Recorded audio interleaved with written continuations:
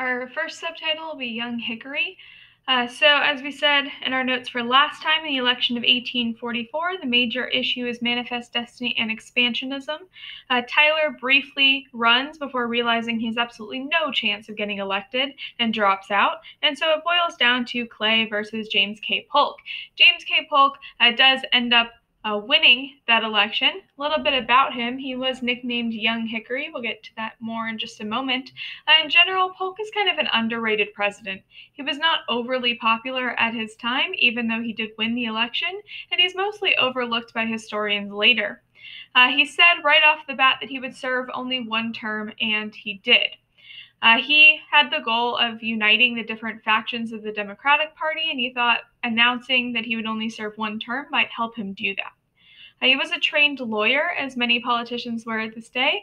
He was also an expert mathematician, pretty intelligent guy, kind of self-educated, but educated a little bit later in life.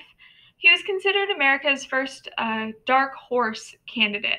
A dark horse candidate is one who is previously relatively unknown, who ends up winning the election when no one expects him to. So again, Clay was very well known, fairly popular. Nevertheless, he loses to James K. Polk, who was not widely known except in political circles.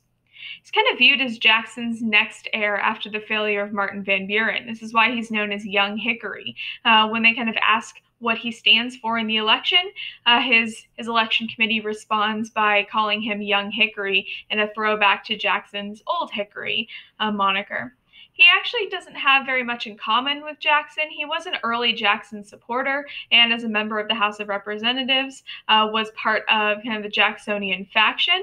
But beyond that, even though he's from Tennessee and is a family friend of Jackson, they don't share too much in common. He was not a military hero.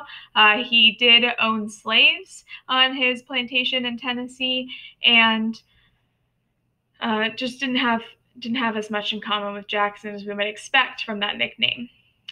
Really, during his presidency, Polk does nothing but work. In fact, he works 18 hours a day while he's president, and he's going to be the first president that supposedly was killed by the office of the presidency. He dies just 3 months after leaving office, and really worked himself to the bone and never took a break. So this really shows the stress of being president even at this earlier time. But Polk set 4 very reasonable goals and achieved all of them, which is unusual for a president, making him a pretty successful president, even though an overlooked one.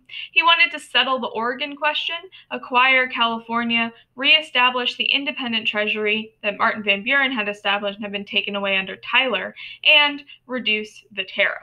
So we'll see how he did with several of these expansionist policies moving forward.